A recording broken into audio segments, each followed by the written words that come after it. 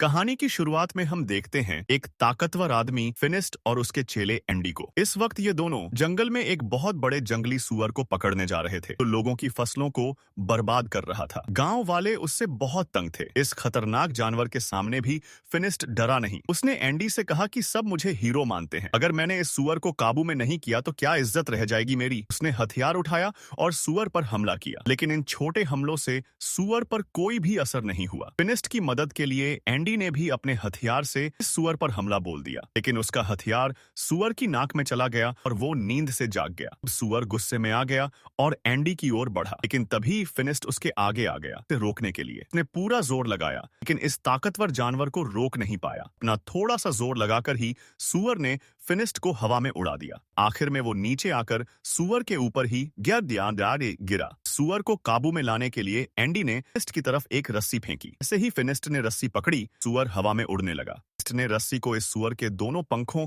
और उसके सींग में बांध दिया। तो वो सुअर के काबू में आ गया। फिनिस्ट उसे अपने हिसाब से उड़ाने लगा। जल्द ही वो उसे उड़ाते हुए गांव में ले गया। गांव वालों ने देखा कि इतने बड़े जानवर को भी फिनिस्ट अपने इशारों पर नचा रहा है। सब लोग उसके नाम की जय जयकार करने लगे। इन लोगों के बीच बाबा यागा नाम की एक जादूगरनी भी है। फिनिस्ट से कहा, तुम इतने ही ताकतवर हो तो साबित करके दिखाओ। के घर के आगे एक बड़ा पत्थर को रोक रहा है। ने फिया पत्थर वहां से हटाने की चुनौती दी। ने कहा कि मैं बहुत बड़ी बड़ी मुसीबतों का सामना कर चुका हूं और जादूगरनी ने उसे छोटा सा चैलेंज दिया है। बहादुरी के किस्से सुनाने लगा। मैंने कहा कि जब तक मैं अपनी आंखों से नहीं देखती नहीं मानने वाली। कर अब सब लोग हंस पड़े। गुस्से में अपने घर चला गया। यागा पर बहुत गुस्सा आ रहा था, क्योंकि अब उसकी बहादुरी की तारीफ करने की बजाय उसिया असत्यात बातें दे जाए लोग उसका मजाक उड़ा रहे हैं। वो अपनी ताकत को सबके सामने साबित करना चाहते। लोग फिर अखास याकिक हैं से उसकी वाहवाही करने लग।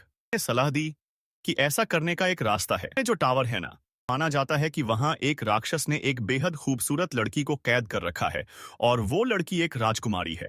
तुमने उस राक्षस को मारकर राजकुमारी को आजाद कर दिया तो पूरी दुनिया में तुम्हारा नाम गूंजेगा। उसने तय कर लिया इस राक्षस से जरूर लड़ेगा। बात होते ही फिनिस्ट और एंड्रयूज टावर की ओर निकल पड़े। पहुंचकर उसने देखा कि यहाँ पहले से ही कुछ योद्धा इस राक्षस को हराने आए थे। वो लोग मशहूर होने यहाँ नहीं आए, राजकुमारी को बचाकर उससे शादी करना चाहते हैं। सबने फिनिस्ट से पूछा, उन्होंने मिलकर राक्षस को हरा दिया तो राजकुमारी किसे मिलेगी? पर फिनिस्ट ने कहा, नहीं चाहिए ये राजकुमारी, मैं तो बस यहाँ पर नाम कमाने आया हूँ। अलग जाकर फिनिस्ट ने एंडी को बताया कि वो उस राक्षस को अकेले मारना चाहता है, इसलिए वह सुबह का इंतजार नहीं करेगा।